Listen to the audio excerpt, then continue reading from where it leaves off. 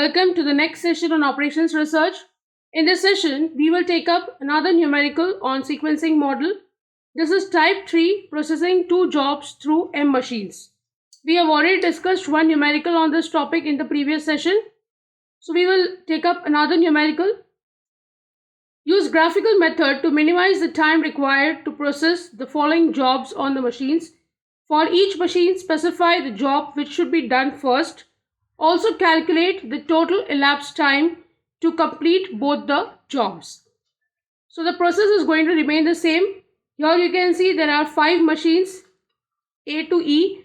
For job 1, the sequence is given, and so is the time in hours for doing each job. Same way for job 2, the sequence and the time in hours is given. We will start by plotting these values on the graph paper. The previous one I showed you without a graph paper on white page. Here I show you on graph paper. So on the horizontal axis, I am going to plot the job 1.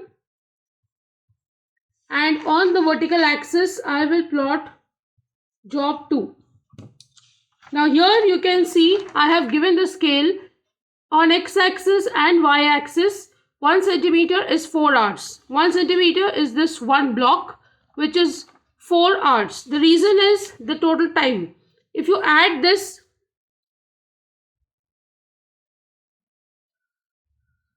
this is a total of 34, and this summation is total of 40. So because of these summation, I have taken this value as 4 for each centimeter, so that I am able to fit all the values over here on both the axes. So we will start by plotting. First, A is 6 hours for job 1. So I will mark here 6 hours. This is A. Then we have B is 8. So that will take it to 14. This is B. Then you have C for 4 hours.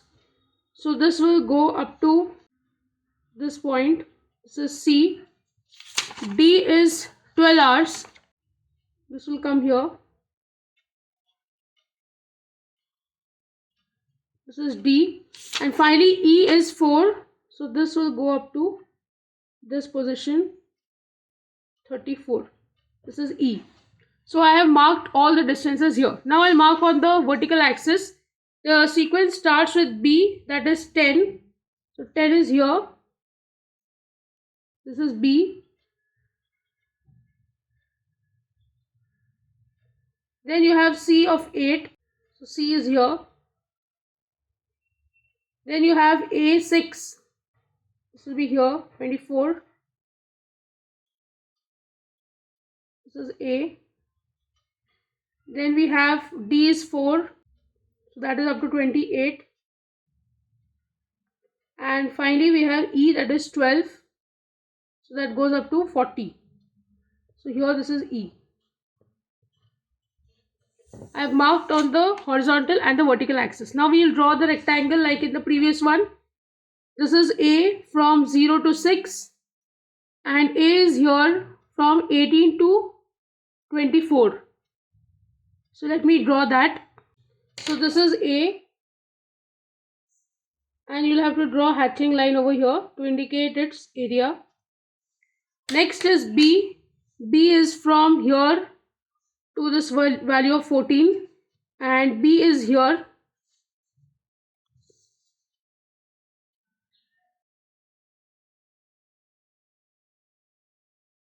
Next is C.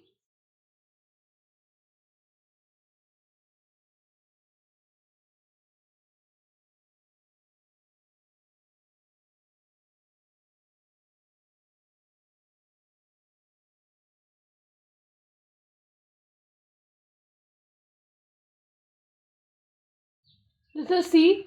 Next is D. D is from here to 30, and D is in this position.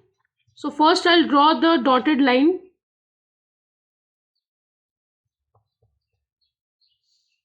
This is the point of D here to here. And then here D is from this position This value is D.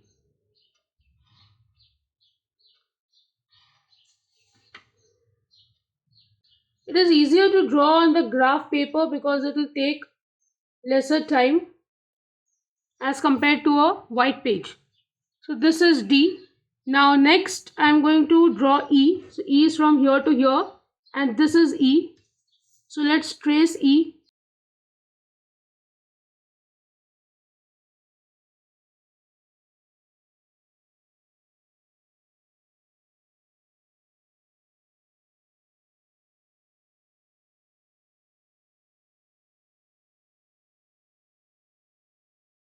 So you can see here this is E. So once you have drawn this is the total time that is taken. So I'll just draw a line for marking the finish point such that we can draw the line now. This point is the end point, you can see here. So this is Z, that is the finish point. So we will start from the origin O. From here I'll first draw a 45-degree line on this. So when I draw a 45-degree line, it is here. This is a 45-degree line that I have drawn. Now how did I understand? Any line that you draw diagonally, you understand it should be 45 because every square, its angle will be 90. This is 90, this is 45. So from here to here is 45. From here to any other point at the center of the rectangle will be 45. So from here to 6 is the point where it will be 45 degree. So I mark here this is 45 degrees. Now this portion from 6 to 10 is going to be a vertical line. So once this is vertical, it indicates idle time for job 1. So say this is origin O. Let me mark this point as U and this as V. So UV will indicate idle time for job 1. And this is how much? From 6 to 10, which means it is 4 hours. So this is one of the idle time. Next I will again start drawing from this point to this value. You can see that it is joining at 45 degree. So this point V to W, this is again 45 degree. You can also mark it arrow to indicate its direction. So it goes from here to here, then vertical, then again angle. This angle indicates both the jobs are being done simultaneously, so no idle time. Then again from this position I have to draw 45 degree to reach up to this line. So from this corner again I can draw up to this corner, but from this point again this will be a vertical line. So this is again,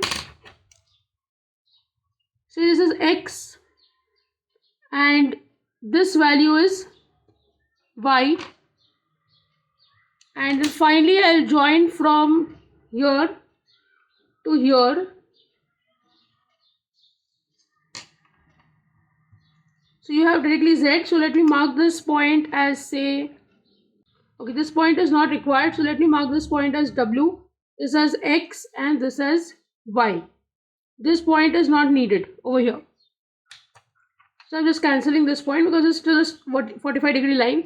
Here there is an idle time from W to X. This is again idle time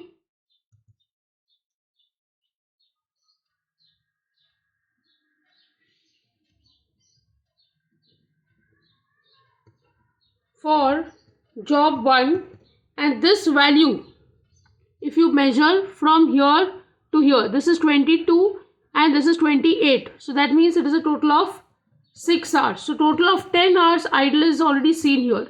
But don't forget this distance, Y to Z. This is again an idle time. This is YZ. This is idle time for job 2. And this is equivalent to This is from 30 to 34.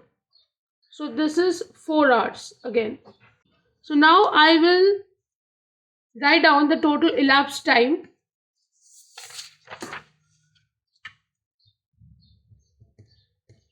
So total elapsed time is, for the job 1 we have calculated is 34, plus you can see here idle time is 6 plus 4, 10 hours. So this is 10 of idle, total of 44 hours.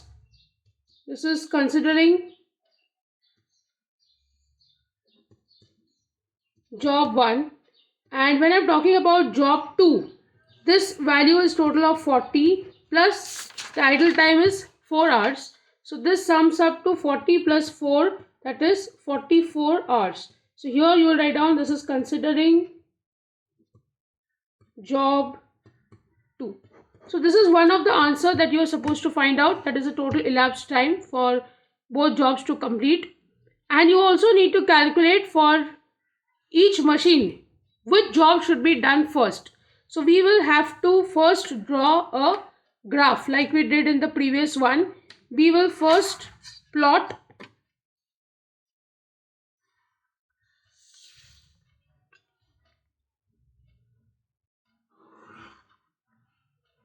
so here I'll mark the distance as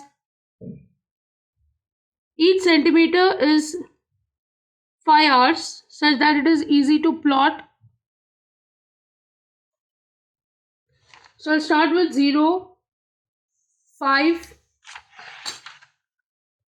10, 15, 20, 25, 30, 35, 40, 45, 50. We have total of 44 hours. So this is enough to be marked.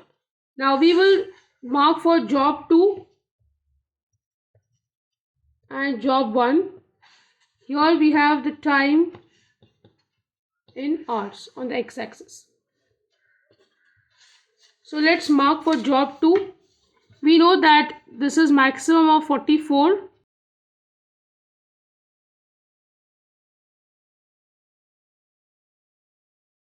And then I will draw horizontal lines.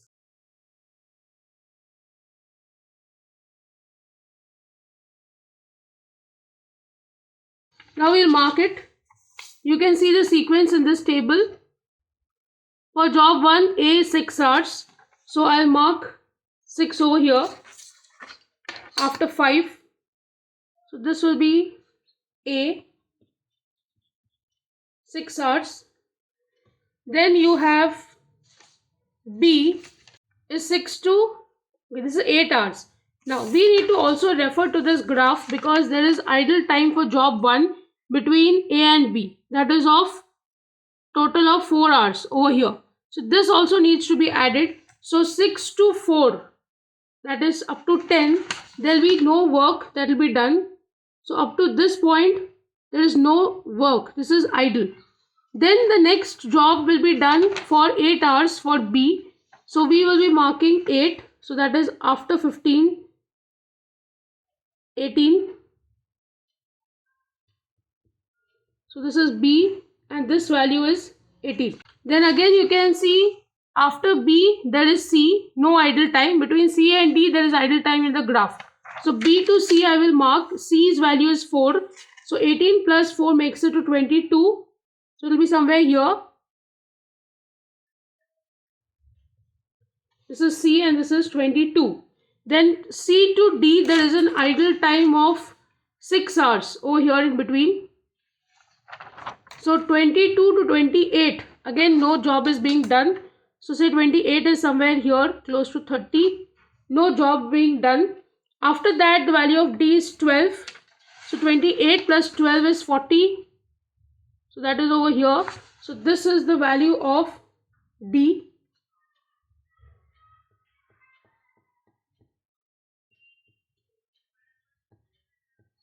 And last D to E, again no idle time, 4, that is the remaining time here. So this is E and this value is 44. 44 is equal for both. So I mark 44 at both the places. Next I'll draw for job 2. We will start with B, that is 10 hours. So initially you will mark at 10. This is your B. This is 0 to 10. Then for job 2, there is idle time right at the end of 4 hours. So you can just continue marking them. So B to again C is 8. So from here we'll go up to 18.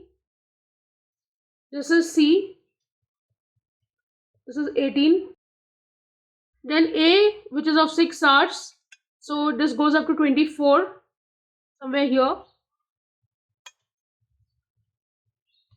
Then the next value is D, 4 hours. So that goes up to 28. Then you have E, which is 12 hours. So I'll add 28 plus 12 is 40. This is E, goes up to 40. And the last 4 hours is idle. If you look here, 4 hours is idle time. So hence I will leave this as blank over here. Nothing to be marked. So now let's write down the optimal sequence or the optimal schedule. So here we will write down the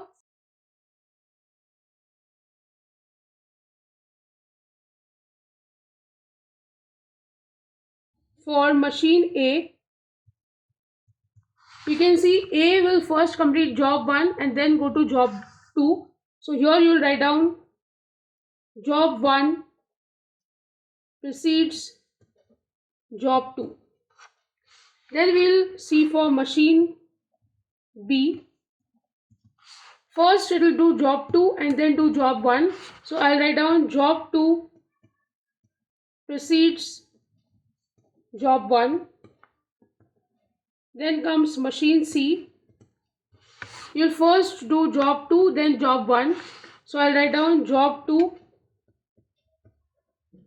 precedes job 1. Then machine D. It will first do job 2 and then job 1. So again I'll write down job 2 precedes job 1.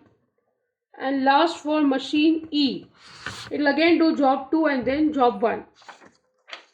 So I'll write down for machine E, job 2 precedes job 1. So this is your answer. What is the optimal schedule? So with this, I end the session. I hope you have understood this numerical. If you have any doubts, please write to me in the comment section. Don't forget to like, share and subscribe to the channel. Hit the bell icon for latest video updates. See you in the next session. Thank you.